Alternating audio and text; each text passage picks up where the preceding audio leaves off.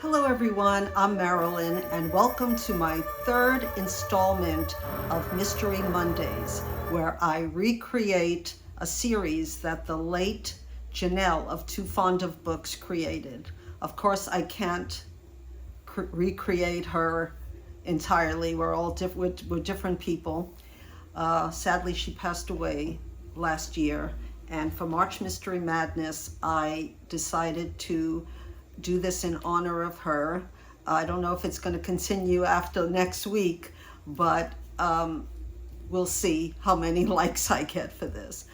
Today I have a special treat for you. I'm going to talk about Rex Stout, who created the Nero Wolfe series. And this also, not this book, but another copy had a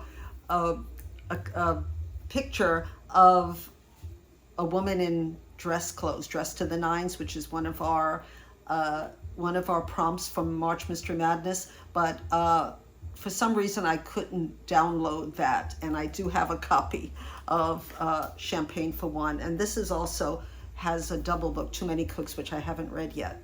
So I thought I'm going to try to encourage you to read Rex Stout. And then I said, after I read the introduction by the great and late Lena Horne, I'll try to have a picture of her over here in case you don't know her. She was a wonderful singer, actress, dancer at the Cotton Club, author, and did I say activist? She was a wonderful human. And she knew Rex Stout, the creator of Nero Wolfe, personally, and went to his house and saw the thousands of orchids. So that's where the orchids come from. For all of you people who have already read this series. I won't say that this is a cozy mystery, though it has cozy elements. It's golden age. It has, when I say cozy, if you like that repartee that cozy mysteries tend to have, it has this. But it also has wonderful murder mysteries. So instead, like I said, I'm going to read the introduction, not all of it. In the beginning, she just talks about how she knew Rex Stout and all about him. So if you want to know more about that, pick up Champagne for One. But I am going to read the part where she tells us what she liked about the mysteries. She loved mysteries, and wherever she went, she said she would go to a bookstore and try to find a Rex Stout mystery. So she says, it wasn't the crime element as much as the lifestyle that so attracted me to the books. It was Nero's house and Archie's New York that really spoke to me. First of all, Nero lived in a New York brownstone. I was born in a Brooklyn brownstone that was my happiest childhood home, my only sense of roots. I could picture the house so clearly, and I could understand how Nero, despite his bulk, would never want to leave it. As an astrological Cancerian, I appreciated Nero's nesting instinct. I especially liked how he felt about food. It was not about eating.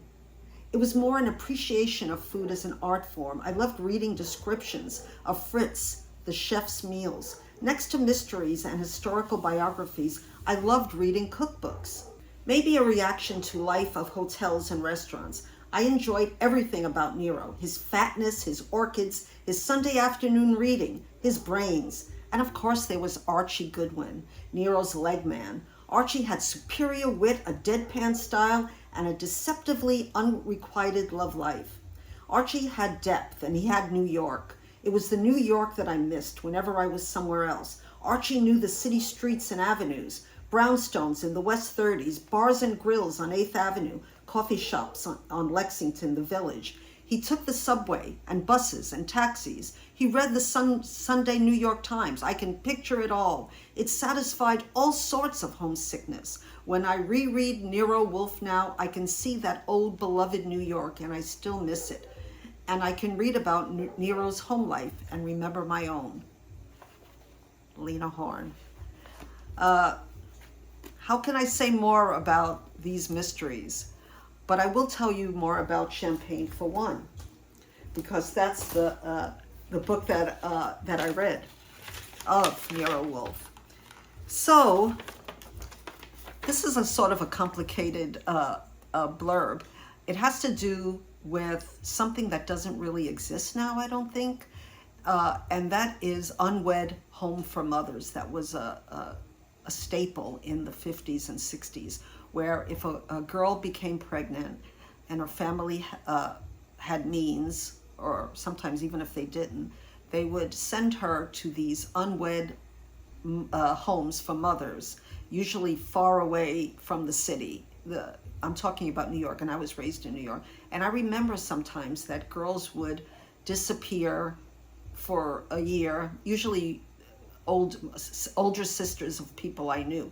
They would disappear for like a year, and they would have some story that they were abroad, or they were visiting, they were living with their grandmother, and they came back. Of course, they had the baby adopted out, and this was very, very popular at that time. So if you don't know this aspect, I thought I would just let you know, because it revolves around that period of time. But the mystery is Faith Usher. She's one of these girls, had a morbid personality. She talked about taking her life and kept cyanide in her purse. So when she collapses and dies from a lethal champagne cocktail in the middle of high society dinner party, everyone calls it suicide, including the police. But Archie was watching it all and suspects it was murder.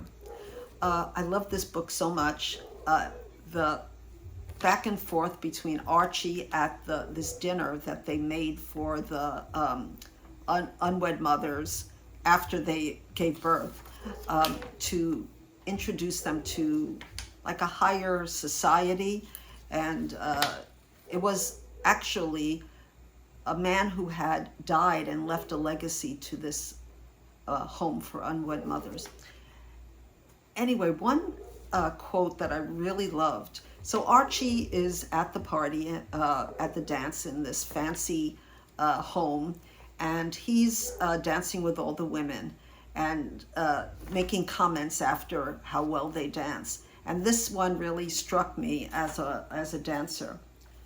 This is what Archie says: "You can't dance cheerfully. Dancing is too important. It can be wild or solemn or gay or lewd or art for art's sake, but it can't be cheerful." I love that, because it is true. And he has, at some point in the book, he has a clash with Nero Wolfe, and he threatens to leave. And he does this in quite a few of the books. And he says, so Nero Wolfe says to him, "You are headstrong and I am magisterial. Our tolerance for each other is a constantly recurring miracle." And I love this. And I read this on Goodreads. Someone anonymous wrote, "One of the great things about Rex Stout is that, unlike some mystery writers, he doesn't hold out clues or keep secrets that the hero discloses at the end. He gives you the clues, sometimes tossed out in the middle of a paragraph. So you get the chance to really solve, if you're paying attention, to really solve the mystery." Anyway, this is Champagne for One. I recommend it. I gave it 5 stars. I just loved everything about it, especially wordplay. If you love back and forth, repartee, wordplay, it's wonderful. It does have some language that is not used anymore, but yeah, like they say, sometimes they say, "That's so pat," P-A-T. And I remember that vaguely. It's pat, and what it kind of means, I think, is that it doesn't, it's too, how shall I say it? It doesn't make sense because it's too sensible almost. It doesn't make sense because of being too sensible.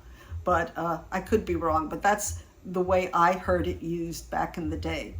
So I just wanted to say that if you enjoy mysteries, please like this video so I can see if there's any interest in continuing with this, or even one of my own genres, different genres, but just a series that I will put out. If you're interested, please smash the like button, and I always love your comments, and please subscribe. And until my next video, I wish you all good health, much love, and always aloha.